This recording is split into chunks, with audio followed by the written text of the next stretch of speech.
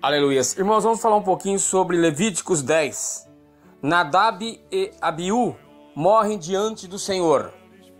Fala sobre o fogo estranho. Arão tomou por mulher a Eliseba, e ela lhe deu a Nadab, Abiú, Eleazar e Itamar, 4 filhos. Quando Moisés subiu ao monte para falar com Deus, ele levou a Arão, seus filhos, e mais 70 dos anciões de Israel, e falou para eles a adorarem de longe, pois Moisés subiria ao cume do monte sozinho, e Deus prepara Arão para o sacerdócio. Levítico 9.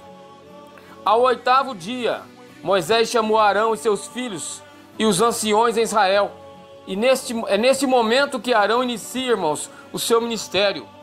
E Arão e Moisés oferecem ao Senhor suas ofertas e sacrifícios diante do povo.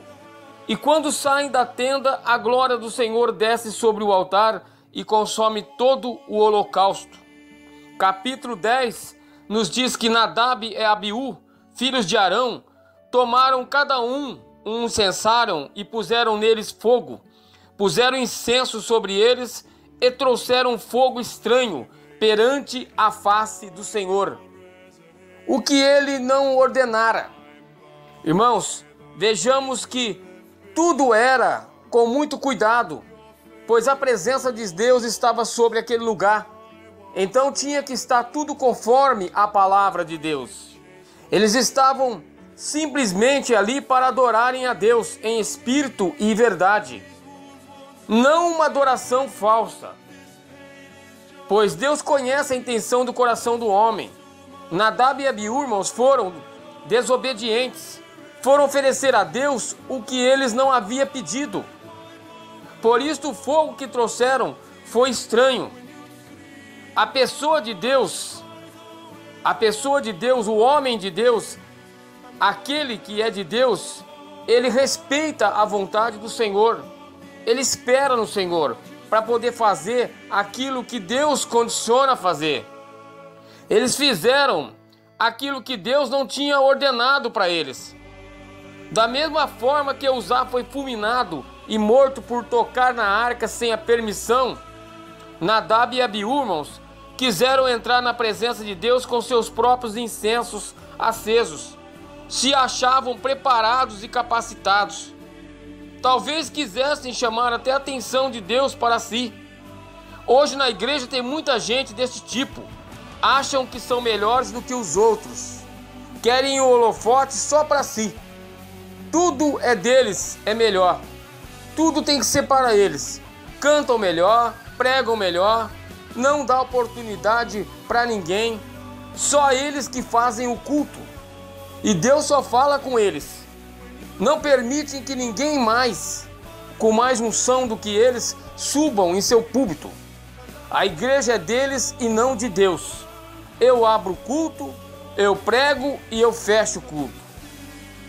Eu abro o culto a hora que eu quiser e eu termino quando quiser.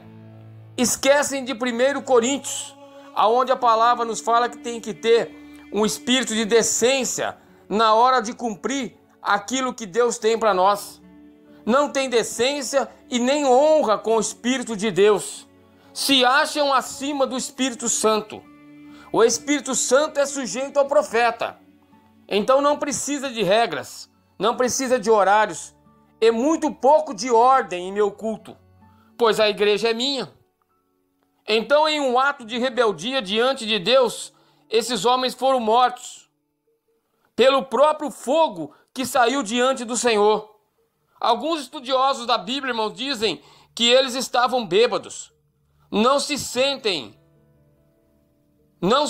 comprovado a esta palavra. O certo é que esqueceram o temor de Deus e seus mandamentos.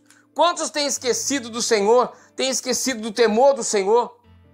Têm esquecido que o nosso Deus é um Deus de justiça? Irmão, mas o que seria este fogo estranho? No próprio capítulo 9, versículo 24, nos diz que eles acenderam o seu incensário não com o fogo do altar, mas sim em outro lugar. O incensário tinha que ser aceso, irmãos, com o próprio fogo do altar, para oferecer o sacrifício. Portanto, para que fazer o que Deus não mandou? Você tem feito aquilo que Deus manda? Você tem ouvido a palavra e você tem cumprido a palavra a risco? Quando você se senta no banco da tua igreja e ouve Deus falando com você, porque você quer que Deus fala com você. E quando Deus fala, você tem cumprido aquilo que Deus tem mandado? Ou você tem feito aquilo que você quer, da maneira que você quer, da tua escolha? De que maneira você conhece a Deus? Tem obedecido a sua palavra? O teu culto a Deus tem Ele como sublime, como centro de tudo? A palavra do altar vem direto do céu, através do Espírito Santo, irmãos. E como você tem tratado os seus membros, seus obreiros, seus levitas, seus amigos? Tem agido diante de Deus com mansidão e humildade? A fidelidade e adoração a Deus tem sido a tua meta? A Bíblia nos fala sobre Hófni e Finéias, que também foram mortos, filhos de Eli, por estarem em pecado. Também fala de Saul, que desobedeceu a Deus e fez sacrifício no holocausto sem o consentimento de Deus e sem Samuel estar ali para preparar, para fazer aquilo que Deus tinha mandado. Onde era serviço do próprio profeta Samuel. Assim Deus se retirou de Saul. Hebreus 12, 28, 29 nos fala que por isso, recebendo nós um reino inabalável, retenhamos a graça pela qual servimos a Deus de modo agradável, com reverência e santo temor, porque o nosso Deus, Ele é fogo consumidor, irmãos. Nadab e Abiú foram mortos por não respeitar a Deus, por não respeitar a vontade do Senhor, esquecendo que Deus, Ele é rico em misericórdia, mas a sua justiça, ela prevalece para sempre. Aleluias!